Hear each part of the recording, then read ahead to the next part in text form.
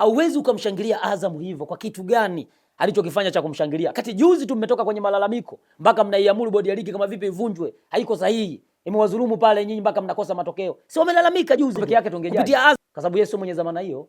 Sababu kadi zisipotoka aulizwe mwenyekiti wa bodi. Sawa? Kadi zisipotoka anaulizwa mwenyekiti wa wanachama.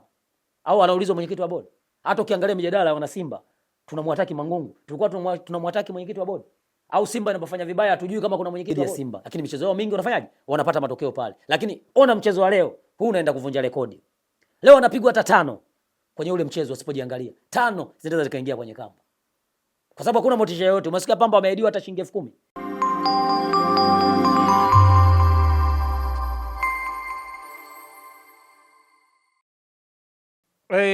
Mnandi bwana, jana press conference ya mwenyekiti wa bodi ya wakurugenzi ya Simba Sports, mzee wetu Crensetus Magori. Baada ile press bwana, leo watu wameamka na maswali yamekuwa mengi. Nimeona uchambuzi umekuwa ni mwingi, maswali yamekuwa ni mengi. Nitakuja kukusomea baadhi ya hoja zake zilizochambuliwa hapo jana na baadhi ya maswali ambayo binafsi naona kama watu wanajaribu kuchambua na wako sahihi. Kuna maswali ambayo wanauliza unaweza ukahitaji majibu.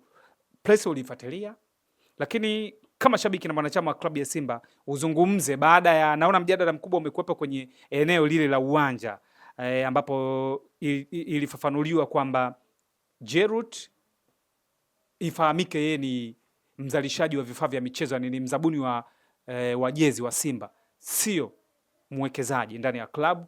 Lakini pia hakumleta mchezaji Jospin Ino Loemba, na mwenyekiti akasema kama tukianza kuhesabu watu ambao wameleta wachezaji, basi asilimia karibu 95 ya wachezaji wa Simba wameletwa na Mohamed Dewji, na hata kuna wengine huwa haitamkwi hivyo. Lakini kwenye swala la uwanja akasema uwanja tayari bodi ishapokea ombi la kujenga uwanja la mwekezaji Mohamed Dewji, lakini kuhusu swala la Jeruti, issue yake ya kujenga uwanja wataangalia, watakaa naye, na ile fedha inaweza kutumika kwenye eneo jingine la kuboresha, ama fedha ile ya Jeruti ambayo labda yeye angetaka kujenga uwanja wanaweza hata wakaiongezea kwenye uwanja ambao anataka kujenga Mohamed Dewji. Sasa kwa sababu tuko wote hapa, nikaona nipate maoni yako kwa niaba ya wanasimba wengi ambao mimi siko nao. Tuanze hapo, nadhani utakuwa umekwisha nielewa kwenye hoja. Kabla ya kujibu hoja yako ya msingi, kikubwa ni waombe tu wanasimba kokote tulipo ndani ya Tanzania na nje ya mipaka ya Tanzania. Mnajua kabisa kwamba Mnandi Junior ni mfalme wa nyika. Mimi ndio ukisikia mlingoti chuma, bendera chuma ndo mimi. Hakuna bendera ya chuma duniani. Ukiona mlingoti chuma, bendera chuma, basi hilo ni bango ambalo lipo barabarani au lipo sehemu yoyote limeweka kwa ajili ya kuashiria kitu fulani, lakini sio bendera. Bendera ambayo ni ile inapepea wakati upepo unakuja na inatulia wakati upepo hakuna. Kwa hiyo mimi huwa napenda kusema ukweli. Mimi huwa sipendagi kupepesa. Huwa napenda kusema ukweli. Kwanza tusizue taharuki nyingi. Pamoja tunajua mwenyekiti wa bodi amezua taharuki siku ya jana, lakini kama sisi wana Simba niwaombe tu kokote mlipo ndani ya Tanzania na nje ya mipaka ya Tanzania, ambaye mnapenda kunifuatilia mimi ninapozungumza kuhusu Simba yetu, tufocus na mechi zetu 3 ambazo ziko pale mkoani Arusha, ambapo tutaanza kucheza kesho na inayofuata FA na inayofuata tena ya ligi zidi ya Fountain Gate. Kwa hiyo tupambane na hizo mechi 3 zidi ya TRA, zidi ya Dodoma Jiji na zidi ya Fountain Gate pale Arusha. Tuhakikishe tunapata alama 6 kwenye michezo miwili ya NBC Premier League, lakini pia tunavuka kutoka hatua ambayo tupo kuelekea hatua inayofuata FA, sawa, ya CRDB Bank. Hiyo ndio mipango mkakati kwa wana Simba, wanachama kokote tulipo. Tuweke nguvu kupitia wilaya zetu, mikoa yetu, kuhakikisha Simba inapata alama 6 pale Arusha na inavuka kutoka hatua moja kwenda hatua nyingine kwenye CRDB Bank. Hayo ndo akili yetu na mawazo yetu natakuwa ya focus huko. Lakini kupita hili la mwenyekiti wa bodi jana kuitisha press hapo Serena Hoteli, mimi binafsi niseme tu inna lillahi wa inna ilaihi rajiun. Ulikuwa msiba mzito sana siku ya jana. Bora press lakini kilikuwa kikao kile. Bora ya press yetu sisi ambaye tuliitisha, pamoja inasemekana haikuwa kisheria, lakini press iliyokuwa kisheria ile mnaoitishaga nyinyi mashabiki ambaye sisi imetupeleka mpaka Central, mpaka sasa bado tunaendelea kuhudhuria pale Central, basi ilikuwa na tija kuliko press ya jana ya mwenyekiti wa bodi Clatous Magori. Mimi vitu ambavyo vimezungumzwa pale, nimebeba vitu viwili tu ambavyo vilikuwa vya msingi, lakini vilivyobaki vyote vilikuwa ni sehemu ya kuzua taharuki kwa mashabiki pamoja na wanachama wa klabu ya Simba, lakini pia pamoja na wadau wote ambao wanafuatilia mpira Tanzania na nje ya mipaka ya Tanzania. Sababu kila kitu kiko wazi. Hakuna mtu ambaye anaweza kuongopewa sasa hivi. Na kitu kizungumza leo kaa ukijua kitaishi, hata we kama utaondoka duniani, bado kile kitu kitaendelea kukumbukwa na kitaendelea kufuatiliwa na watu ambao wapo hapa duniani. Hakuna kitu ambacho kinakuwa cha uongo. Mikataba walioingia kuhusu masuala ya makampuni, ukiangalia sponsor wa jezi, Betway, Prisoner na kampuni nyingine ambazo zimeingia mkataba na Simba, wameingia nazo wao viongozi, sio sisi wanachama na wala mashabiki. Sasa ukitoka kwenye like ukizungumza vitu ambavyo mmezungumza kwenye mkataba, alafu unazungumza ni tofauti na mkataba mlivyoingia, ni vitu ambavyo vya kwenda kupotosha umma na vya kwenda kuzua taharuki kwa wadau wa mpira na hasa kwa mashabiki wa klabu ya Simba. Yaani watu sasa hivi baada ya kuanza mechi kesho, leo wameamka toka jana wanajadili sakata la Jeruti, kuhusu uwanja, kuhusu mchezaji Eno Luemba, kuhusu Elim Panzu. Yaani watu wameacha habari sasa za kujadili mechi. Watu wanajadili sakata la jana ambaye kalizua mwenyekiti wa bodi ya kurugenzi Kratos Magori. Tu kweli ametukosea sana wana Simba. Tuseme tu kweli. Sio mahali pake pale. Yaani pale itakuwa aitishe press kwa ajili kuhamasisha mashabiki wa Simba na kuwa wavumilivu kwa yale ambayo yanatokea kwa waamuzi wa nchi hii ambao wanachezesha tofauti na sheria 17 za mpira. Ndio ilikuwa jambo la msingi. Sawa, kutuomba tuwe wavumilivu, tuendelee kuisupport timu yetu kama tulivyofanya pale Chamazi Complex. Kiingilio kimewekwa kikubwa ambaye hakijawahi kuwekwa kwenye ligi ya Tanzania toka enzi hizo. Hakujawahi kuwekwa mechi yoyote kubwa kuwekwa kiingilio 15,000 cha chini. Lakini kimewekwa Chamazi na wana Simba tumeitika. Tumekwenda kwa wingi kama kiingilio kilikuwa shilingi 2,000. Kumbe ni 15,000 lakini tumejaa. Ile ndio ilikuwa sehemu pekee kutuhamasisha tuendelee kuwa na moyo huo, tuendelee kuisupport timu yetu popote pale itapokwenda. Hilo ndio lilikuwa jambo la kwanza. Lakini sakata la waamuzi, yeye kutuachia sisi tuendelee kupambana nao. Sisi watuachie sisi tuendelee kupambana nao waamuzi. Yaani sisi ndio wenye kazi zetu za kupambana na waamuzi. Lakini yeye itakuwa apambane na vitu vya ndani. Ndio maana alivyoulizwa sehemu ya waamuzi akazunguka akasema kwamba sisi hatuna mamlaka ya kuzungumza sana kwa sababu anajua kuna sehemu zinawabana. Sehemu gani ambayo alizungumza mwenyekiti wewe ukaona alikwenda tofauti au labda ameingilia mamlaka ya mtu fulani ambayo hakupaswa kuzungumza yeye akazungumza vitu kama hivyo? Sehemu ya kwanza ni sehemu ya kuzungumzia kadi za wanachama. Mwenye mamlaka kuzungumzia kadi za wanachama ni mwenyekiti wa klabu ya Simba. Sawa? Na kama sio mwenyekiti wa klabu ya Simba, mwenye zamana kuzungumzia kadi ya wanachama wa Simba ni CEO wa klabu ya Simba ambaye yeye amebeba mwenyekiti. Kwanza mwenyekiti kabla hujaje kwa CEO umemtaja mwenyekiti, maana yake ni kwa kuelewesha watu ni Murtaza Mangungu ambaye ndio mwenyekiti wa wanachama. CEO alikuwepo pale. CEO alikuwepo, maana yake yule mwakilishi wa klabu pande zote mbili, upande wa wanachama na upande wa Mohamed. Alizungumza nini? Hakuzungumza chochote. CEO. Sikumsikia. Labda kama kuna mtu kaiona interview ambaye kafanya pale kwenye press, aseme mimi Madam Zubeda Sakuru. Clip yake hata moja ambaye kazungumza pale zaidi kwamba amemsindikiza mwenyekiti kwenda kuzungumza yale pale jana. Lakini sikusikia kuzungumza chochote. Alikuwa na dhamana kubwa kulizungumzia sakata hili la kadi za wanachama. Sababu yeye ni CEO wa klabu ambaye kaajiliwa na klabu ya Simba. Ni secretary yule. Ni mwajiliwa wa klabu ya Simba. Yule hajachaguliwa, ni mwajiliwa. Lakini wewe Kratos Magori umeteuliwa na tajiri kukaa kwenye position yake. Sawa? Huna mamlaka makubwa kuizungumzia sana kadi ya wanachama. Pamoja siku ya press ya kuingia mikataba na zile kampuni ambazo washaingia nazo wamekuja kutujulisha sisi wanachama na mashabiki. Alikuwepo yeye, hakuwa peke yake kama unakumbuka. Alikuwa na mwenyekiti wa wanachama. Lakini angekuwa peke yake tungejaji. Kwa sababu yeye sio mwenye dhamana hiyo. Sababu kadi zisipotoka aulizwe mwenyekiti wa bodi. Sawa?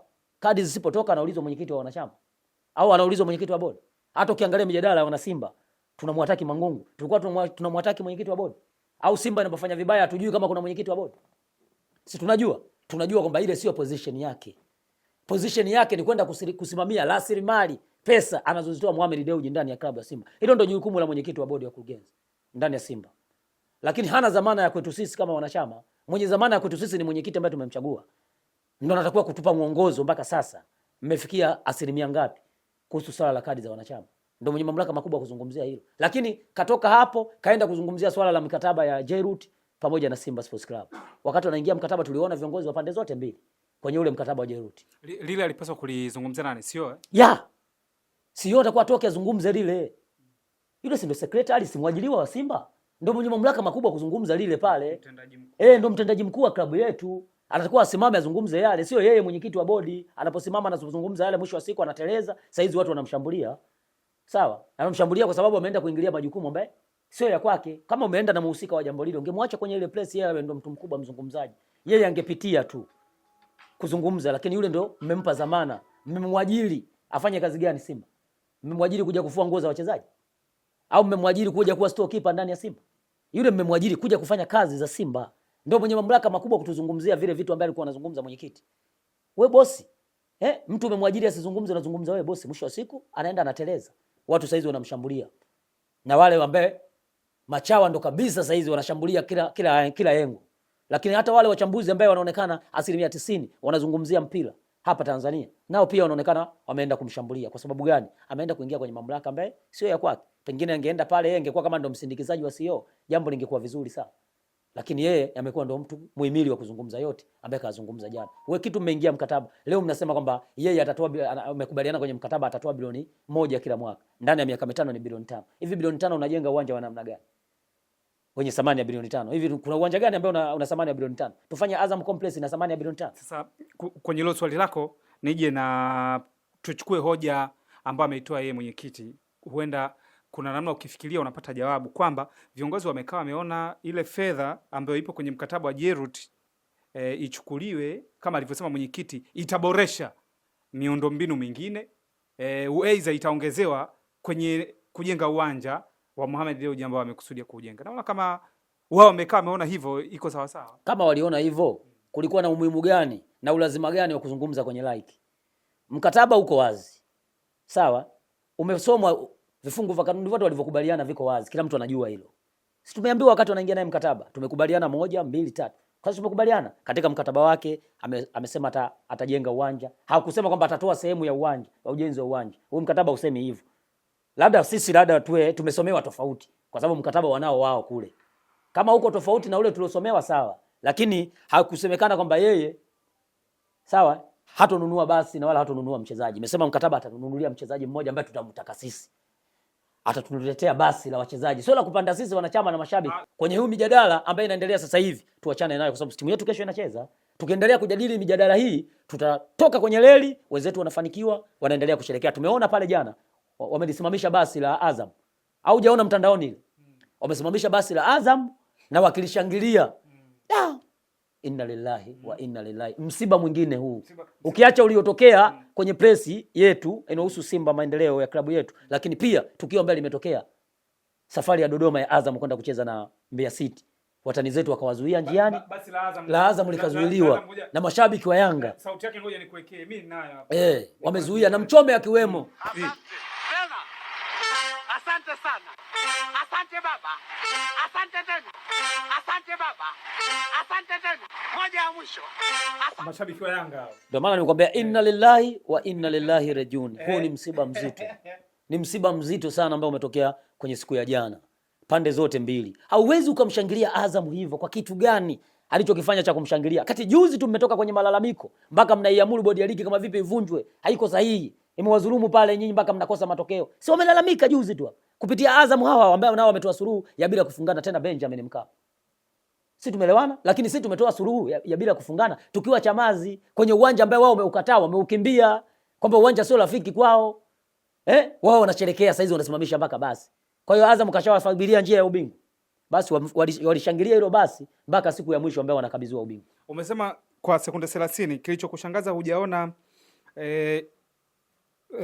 mlezi wa Pamba Jiji akiwa na harakati nyingi kama ambavyo maandalizi yao yanafanyika kwenye mechi yenu.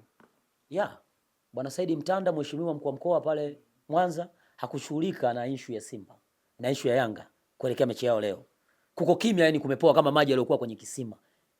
Sawa? Au swimming pool lile. Kimya, yani wewe mpaka uingie ndo ukayapush yale maji kutimua kwa sababu pale kuna kitu. Lakini kumetulia. Lakini tulivyokwenda sisi harakati, watu wanakuja mpaka mazoezini kuja kuwapa morali wachezaji kwamba hiyo mechi ni ngumu. Nilikuwa naona vile vikao vinavyoendelea kuelekea mechi. Na kweli wachezaji wamepambana kwa jasho na damu. Na wamefanikiwa kupata sare kwenye ule mchezo.